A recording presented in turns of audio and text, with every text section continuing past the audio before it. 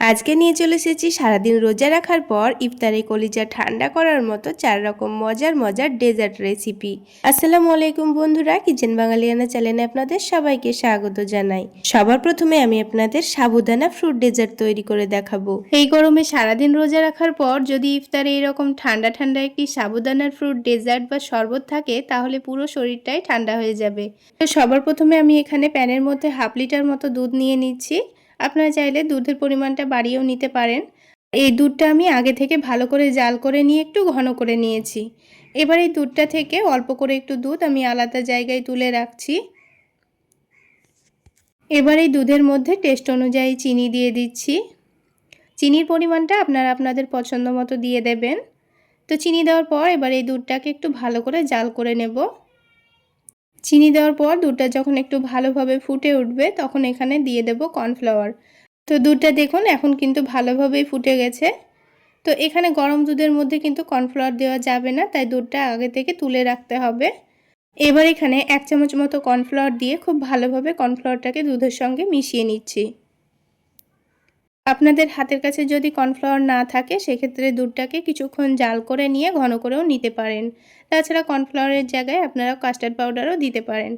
তো কর্নফ্লাওয়ার দিয়ে আবারও খুব ভালো করে নাড়াচাড়া করে নিতে হবে। তো 3 থেকে 4 মিনিট আবার একটু ভালো করে ফুটিয়ে নেওয়ার পর দুধটা কিন্তু আগের থেকে অনেকটাই ঘন হয়ে যাবে। তো ঠিক এই পর্যায়ে এবার আমি দুধটাকে আলাদা একটা বাটির মধ্যে নামিয়ে নিচ্ছি।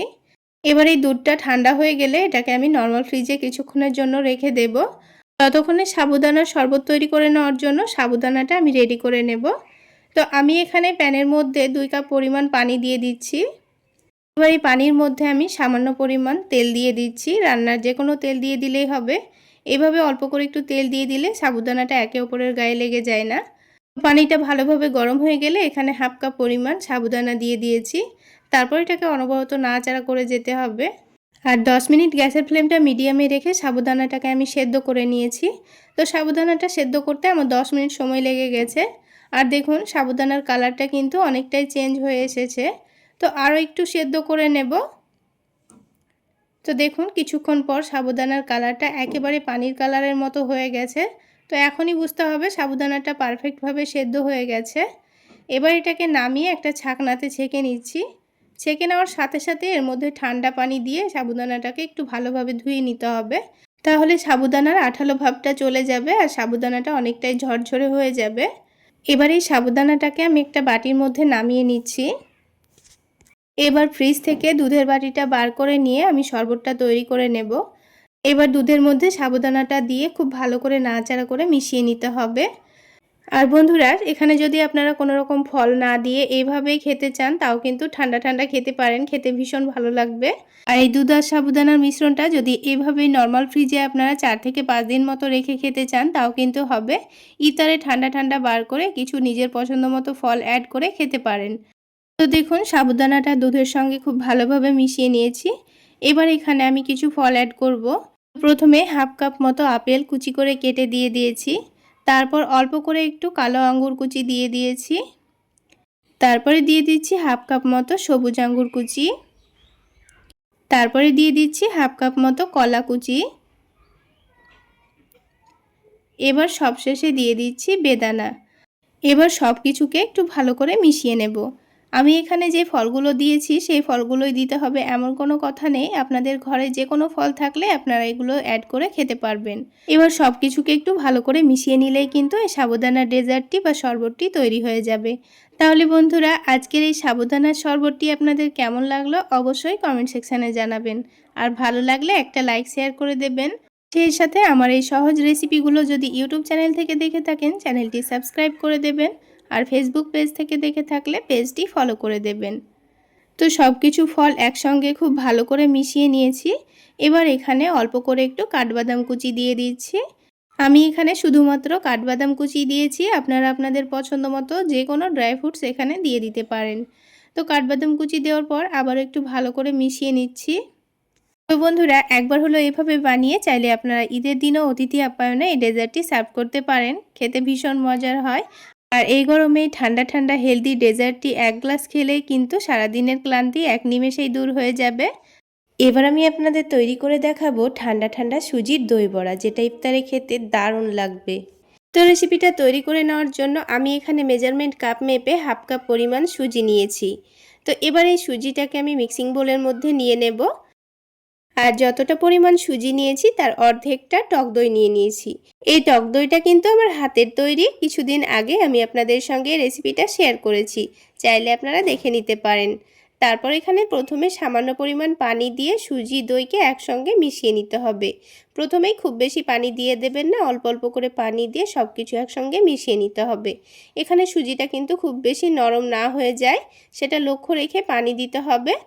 তো সুজিটা এখানে আমি একটু ভালোভাবে মিশিয়ে নিয়েছি। সুজিটাকে আমি 10 মিনিট মতো ভিজিয়ে রাখবো, সেই রকম করে এখানে পানি দিয়ে এটাকে আমি 10 মিনিটের জন্য ঢাকা দিয়ে রেখে দেব। 10 মিনিট অবশ্যই ভিজিয়ে রাখতে হবে। ততক্ষণে দই বড়ার টেস্টটা একটু বাড়িয়ে নেওয়ার জন্য একটা ঘরোয়া মশলা রেডি করে নিচ্ছি। তার জন্য হাফ টেবিল চামচের থেকেও কম নিয়ে নিয়েছি গোটা ধনে, হাফ টেবিল চামচের থেকেও কম নিয়েছি গোটা জিরে, আর একটা ছোট দেখে শুকনো মরিচ নিয়ে নিয়েছি। এবার এই মশলাটাকে 2 থেকে 3 মিনিট একটু লো আঁচে নাড়াচাড়া করে মুচমুচে করে নিতে হবে, যেন এটা খুব ভালোভাবে গুঁড়ো করে নেওয়া যায়। তো আমি খুব ভালোভাবে এটাকে ভেজে নিয়েছি। এবার এটাকে একটু ভালোভাবে গুঁড়ো করে নেব। এই সুজির দই বড়ার মধ্যে কিন্তু এই মশলাটা অবশ্যই দেওয়ার চেষ্টা করবেন, এর টেস্টটা কিন্তু দ্বিগুণ বাড়িয়ে দেবে। তো বন্ধুরা, মশলাটাকে আমি খুব ভালোভাবে গুঁড়ো করে নিয়েছি, আপনারা দেখে নিশ্চয়ই বুঝতে পারছেন। এবার এই মশলাটা এক সাইডে সরিয়ে রেখে আলাদা একটা বাটির মধ্যে নিয়ে নিচ্ছি হাফ কাপ পরিমাণ টক দই। এবার এই টক দইটাকে একটু ভালোভাবে ফেটিয়ে নেব। খুব ভালোভাবে ফেটিয়ে নিতে হবে, যেন এই টক দইটা একেবারে স্মুথ ক্রিমের মতো তৈরি হয়ে যায়। তো দেখুন, আমি টক দইটা কিন্তু খুব সুন্দর করে ফেটিয়ে নিয়েছি। এবার এই টক দইয়ের মধ্যে কিছু মশলা দিয়ে দেব। তো প্রথমে হাফ টেবিল চামচ পরিমাণ লবণ দিয়ে দিচ্ছি। তারপরে 1 টেবিল চামচ পরিমাণ চিনি দিয়ে দিচ্ছি। মিষ্টির পরিমাণটা আপনারা একটু বেশি খেতে চাইলে এখানে আরও 1 টেবিল চামচ পরিমাণ চিনি দিয়ে দিতে পারেন। এবার এখানে দিয়ে দিচ্ছি হাফ টেবিল চামচ পরিমাণ চাট মশলা। চাট মশলার পরিবর্তে আপনারা এখানে আমচুর পাউডারও দিতে পারেন। এবার যে মশলাটা আমি গুঁড়ো করে রেখেছিলাম সেটা দিয়ে দিচ্ছি। এই ভাজা মশলাটা দেওয়ার কারণেই কিন্তু এর টেস্টটা দ্বিগুণ হয়ে যাবে। আপনারা যদি একবার হলো এভাবে বানিয়ে খান তাহলে বুঝতে পারবেন কতটা টেস্টি হয়। তো আবারও সব কিছুকে একসঙ্গে ভালোভাবে মিশিয়ে নিচ্ছি।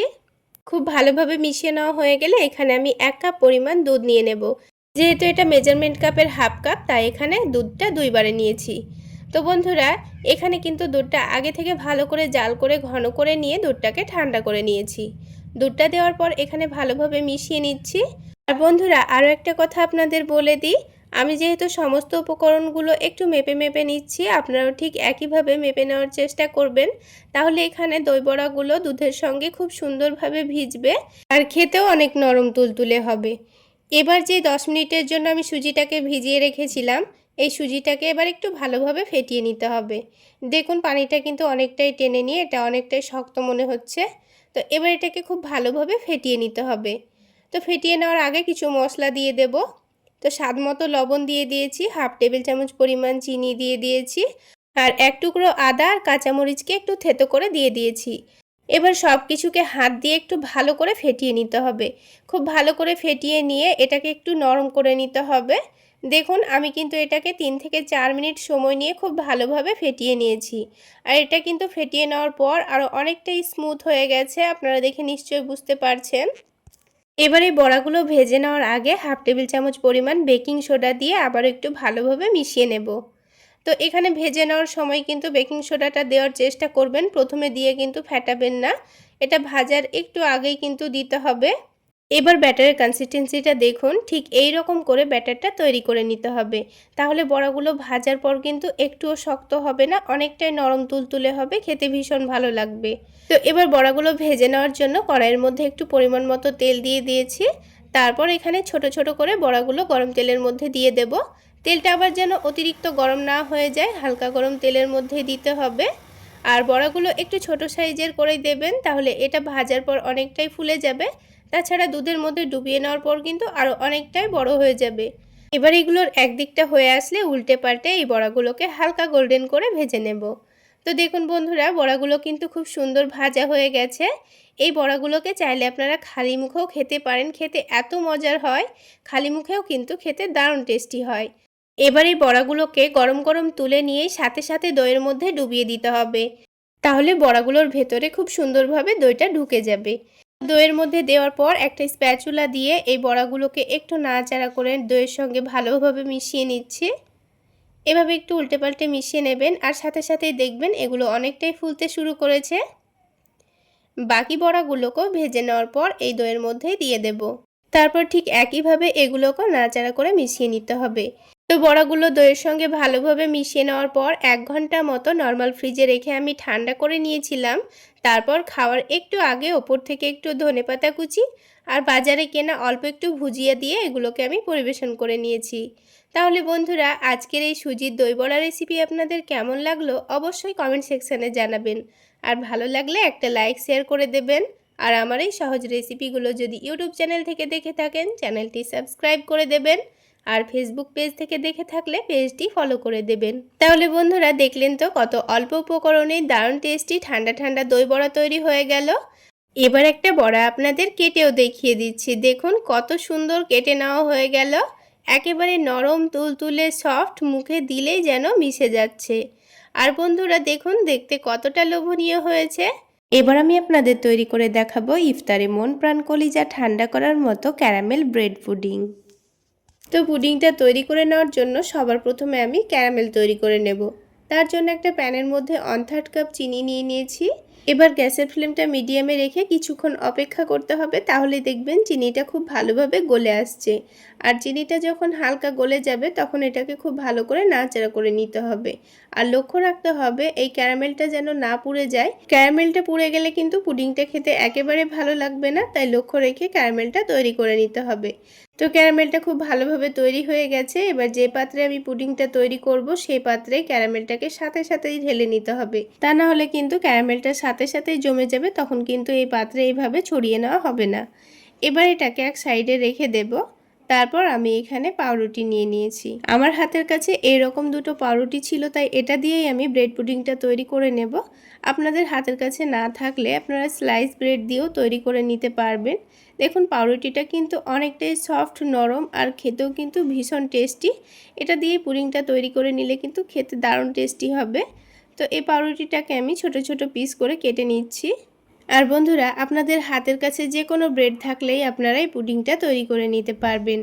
তো এই পাউরুটিটাকে খুব ভালোভাবে কেটে নিয়েছি। এবার আমাদের এই পাউরুটিটাকে একটু ভিজিয়ে রাখতে হবে। তো তার জন্য একটা বড় মিক্সিং বোলের মধ্যে পাউরুটিগুলো নিয়ে নিয়েছি। এবার এখানে 2 কাপ পরিমাণ দুধ নিয়ে নেব। আর এই দুধটাকে আগে থেকে ভালোভাবে জাল করে নিয়ে ঠান্ডা করে নিয়েছি, তারপর এই ব্রেডের মধ্যে দিয়েছি। এখানে কিন্তু দুধটাকে কোনোরকমভাবে জাল করে ঘন করার দরকার নেই, হালকা গরম করে ঠান্ডা করে নিলেই কিন্তু হয়ে যাবে। এবার দুধটা দেওয়ার পর আমি এটাকে 5 মিনিট মতো ভিজিয়ে রাখবো। 5 মিনিটের মধ্যেই কিন্তু পাউরুটিটা খুব ভালোভাবে গলে যাবে। দেখুন দুধটা দেওয়ার মাত্রই কিন্তু পাউরুটিটা অনেকটাই নরম হয়ে গেছে। এবার এটাকে এক সাইডে সরিয়ে রেখে একটা বড় দেখে মিক্সিং জার নিয়ে নিয়েছি। তারপর এখানে 1/2 কাপ পরিমাণ চিনি নিয়ে নিচ্ছি। চিনির পরিমাণটা আপনারা আপনাদের টেস্ট অনুযায়ী এখানে দিয়ে দেবেন। তারপর এখানে 4টা ডিম নিয়ে নিয়েছি। যেহেতু আমি এখানে মিডিয়াম সাইজের দুটো ব্রেড নিয়েছি, তাই আমাদের 4টা ডিম লাগবে। যদি ব্রেডের পরিমাণ কম থাকে তাহলে ডিমের পরিমাণটাও কমিয়ে নেবেন। এবার চিনি আর ডিমটাকে একটু ভালোভাবে ব্লেন্ড করে নিয়েছি। ব্লেন্ডারের মধ্যে ব্লেন্ড করে নিলে সময়টা কম লাগবে। যদি আপনাদের হাতের কাছে ব্লেন্ডার না থাকে তাহলে আপনারা হ্যান্ড উইক্স বা কাঁটা চামচ দিয়ে প্রথমে ডিম আর চিনিটাকে ভালোভাবে ফেটিয়ে নেবেন। তো ডিম আর চিনিটা ভালোভাবে ব্লেন্ড করা হয়ে গেছে, আর এদিকে পাউরুটিটাও কিন্তু অনেকটাই নরম হয়ে গেছে। এবার এই পাউরুটিটাকেও একসঙ্গে ব্লেন্ড করে নেব। তো পুরো পাউরুটিটাই আমি এখানে এবার ব্লেন্ডারের মধ্যে দিয়ে দেব। তো পুরো পাউরুটিটা দেওয়া হয়ে গেছে। এবার এখানে 1/2 টেবিল চামচ পরিমাণ ভ্যানিলা এসেন্স দিয়ে দিচ্ছি। ভ্যানিলা এসেন্সটা হাতের কাছে থাকলে দেওয়ার চেষ্টা করবেন, তা না হলে অবশ্যই এখানে অল্প করে একটু এলাচের গুঁড়ো দিয়ে দেবেন। এতে করে ডিমের স্মেলটা আসবে না, খেতে ভীষণ ভালো লাগবে। তো সব কিছু একসঙ্গে ব্লেন্ড করা হয়ে গেছে। এবারে মিশ্রণটাকে ভালোভাবে ছেঁকে নিতে হবে। মিশ্রণটা ছেঁকে নিলে কিন্তু পুডিংটা খুবই সফট স্মুথ তৈরি হবে, এর মধ্যে একটুও ফাটল তৈরি হবে না। এবার যে ক্যারামেলটা যে মোল্ডে আমি সেট করে রেখেছিলাম তার মধ্যেই এই মিশ্রণটা ছেঁকে দিয়ে দিতে হবে। অবশ্যই ছেঁকে নিয়ে দিবেন, তাহলে পুডিংটা সফট তৈরি হবে, এর মধ্যে দানা দানা ভাব থাকবে না। দেখুন এটা ছেঁকে নেওয়ার পর কিন্তু অনেকটাই দানা দানা বেরিয়েছে। তো এবার এগুলোকে ফেলে দেব। তারপর পুডিংটা আমাদের ভাপিয়ে নিতে হবে। তো তো ভাপিয়ে নেওয়ার আগে এটাকে ভালোভাবে একটা ঢাকনা দিয়ে ঢেকে দেব। তারপর ভাপিয়ে নেওয়ার জন্য কড়াইয়ের মধ্যে 2 গ্লাস মতো পানি দিয়ে দিচ্ছি। পুডিংটা তৈরি করে নেওয়ার জন্য প্রথমে অতিরিক্ত পানি দেওয়া যাবে না, তা না হলে কিন্তু এই পানিটা যখন ভালোভাবে ফুটে উঠবে তখন কিন্তু পুডিংয়ের ভেতরে ঢুকে যেতে পারে। তো স্ট্যান্ড দেওয়ার পর এবার আমি এই পুডিংয়ের মোল্ডটাকে রেখে দেব। আর দেখুন বন্ধুরা, পানিটা কিন্তু এই বাটির কতটা নিচে আছে। তো আমাদের কিন্তু মাঝে মধ্যে অল্প অল্প করে পানি দিয়ে দিতে হবে পুডিংটা ভাপিয়ে নেওয়ার সময়। তো আবার একটা বড় বাটি দিয়ে ভালোভাবে ঢেকে দিয়েছি। তারপর এটাকে আমি 40 মিনিট ভাপিয়ে নিয়েছি। তার মধ্যে কিন্তু আবারও আমি 3 বার মতো পানি দিয়ে দিয়েছি।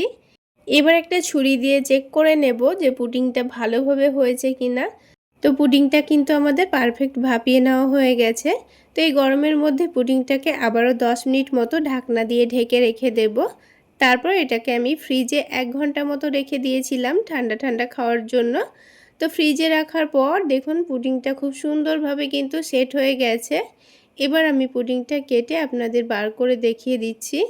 তো এটা বার করার জন্য আমি একটু ছুরি দিয়ে চারি সাইডটা একটু ছড়িয়ে দিচ্ছি। তো খুব সুন্দর করে ছাড়িয়ে নিতে হবে, তারপর এটাকে বার করে নেব। তো পুডিংটা ঠান্ডা ঠান্ডা খাওয়ার জন্য যেহেতু আমি ফ্রিজে রেখেছিলাম, তাই কিন্তু পুডিংটাকে বার করতে পারছিলাম না, কারণ পুডিংয়ের নিচে কিন্তু ক্যারামেল আছে, আর ঠান্ডাতে কিন্তু ক্যারামেলটা অনেকটাই জমে যায়। তাই এখানে একটা ছোট্ট টিপস আছে। এই পুডিংয়ের বাটিটাকে আমি ডাইরেক্ট গ্যাসের চুলায় একটু বসিয়ে রেখেছিলাম। 2-1 মিনিট মতো বসিয়ে রাখার পর আমি এটাকে বার করে নিচ্ছি। তো দেখুন, এটাকে আমি গ্যাসের চুলায় 2 মিনিট মতো রেখে দিয়েছিলাম, যেহেতু এটা ঠান্ডা আছে।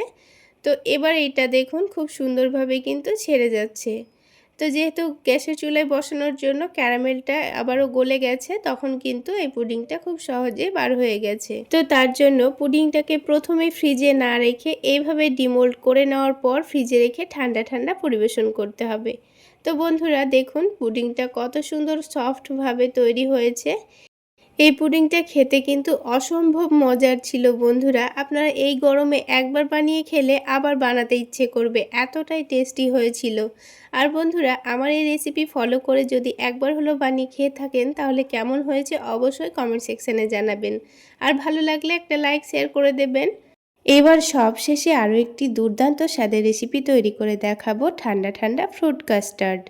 তো এই ফ্রুট কাস্টার্ড তৈরি করে নেওয়ার জন্য সবার প্রথমে দুধের মধ্যে আমাদের কাস্টার্ড পাউডারটা মিক্স করে নিতে হবে। তো এখানে অল্প করে একটু দুধের মধ্যে 2 টেবিল চামচ পরিমাণ কাস্টার্ড পাউডার খুব ভালোভাবে মিক্স করে নেব।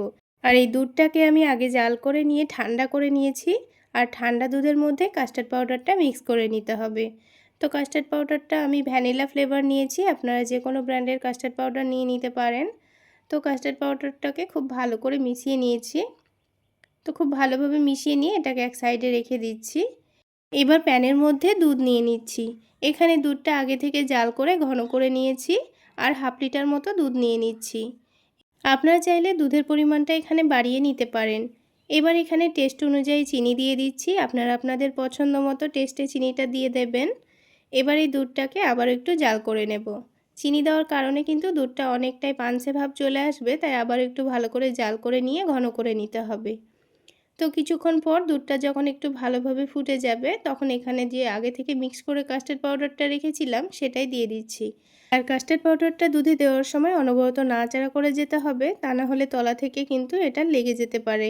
আর কাস্টার্ড পাউডারটা যখন দুধের মধ্যে দেবেন তখন একটু ভালোভাবে মিক্স করে নিয়ে দুধের মধ্যে দেবেন, তা না হলে কিন্তু পাউডারটা নিচে থেকে বসে যেতে পারে। তো দুধের মধ্যে দেওয়ার পর অনবরত নাড়াচাড়া করে যেতে হবে, নাড়াচাড়া বন্ধ করতে হবে না। তো কিছুক্ষণ নাড়াচাড়া করে দুধটা যখন একটু ঘন হয়ে যাবে তখন এটাকে নামিয়ে নেব। তো আপনারা যদি ফ্রুট কাস্টার্ডটা অতিরিক্ত ঘন খেতে পছন্দ করেন, তাহলে এখানে কাস্টার্ড পাউডারের পরিমাণটা একটু বাড়িয়ে নেবেন, আর দুধটা জাল করে একটু ঘন করে নেবেন। এবার দুধটাকে আলাদা একটা বাটির মধ্যে নামিয়ে নিচ্ছি। এবার এই দুধটাকে আমি ডিপ ফ্রিজে 30 মিনিটের জন্য রেখে দেব। আপনারা চাইলে 1 ঘন্টার জন্য রাখতে পারেন, সেক্ষেত্রে কিন্তু দুধটা আরও অনেকটাই ঘন হয়ে যাবে। তো দুধটা ঠান্ডা হতে হতে এখানে আমি আমার পছন্দ মতো কিছু ফল কেটে নেব। তো প্রথমে আমি কয়েকটা কালো আঙুর নিয়েছি, আর তার সাথে সবুজ আঙুরও নিয়ে নিয়েছি। তো এবার আঙুরগুলোকে ভালো করে ধুয়ে পরিষ্কার করে নিয়ে ছোট ছোট টুকরো করে কেটে নিচ্ছি। আমি এখানে আমার পছন্দ মতো ফল নিয়ে নিচ্ছি, আমি যেগুলো নিয়েছি সেগুলোই নিতে হবে এমন কোনো কথা নেই। আপনারা এখানে যে কোনো ফল দিয়ে ফ্রুট কাস্টার্ডটা তৈরি করে নিতে পারবেন। আর বন্ধুরা এখানে আরও একটা কথা বলে দিই, আমি এখানে হাফ লিটার দুধের ডেজার্টটা তৈরি করে নিচ্ছি, তাই ফলগুলোর পরিমাণ অল্প অল্প করে নিয়েছি। আপনারা যদি বেশি দুধের বানিয়ে নিতে চান তাহলে ফলগুলোর পরিমাণও কিন্তু বাড়িয়ে নিতে হবে। তো আঙুরগুলো কেটে নেওয়া হয়ে গেছে। এবার এখানে একটা আমি কলা নিয়েছি, কলাটাকেও ছোট ছোট করে পাতলা পাতলা করে কেটে নিচ্ছি। আর এখানে কিন্তু আমি পুরো কলাটা কেটে নেব না, অল্প একটু রেখে দেব। তো কলা কেটে নেওয়া হয়ে গেলে এবার এখানে আপেল নিয়েছি। আপেলটাকেও ঠিক একইভাবে পাতলা পাতলা ছোট ছোট করে কেটে নেব। তো বন্ধুরা আজকের এই ফ্রুট কাস্টার্ড যদি আপনাদের ভালো লেগে থাকে তাহলে অবশ্যই একটা লাইক শেয়ার করে দেবেন। আর আমার এই সহজ রেসিপিগুলো যদি ইউটিউব চ্যানেল থেকে দেখে থাকেন চ্যানেলটি সাবস্ক্রাইব করে দেবেন। আর ফেসবুক পেজ থেকে দেখে থাকলে পেজটি ফলো করে দেবেন। তো বন্ধুরা আপেলটাও কিন্তু কেটে নেওয়া হয়ে গেছে। আর এখানে আমি অল্প করে একটু বেদানা ছড়িয়ে নিয়েছি।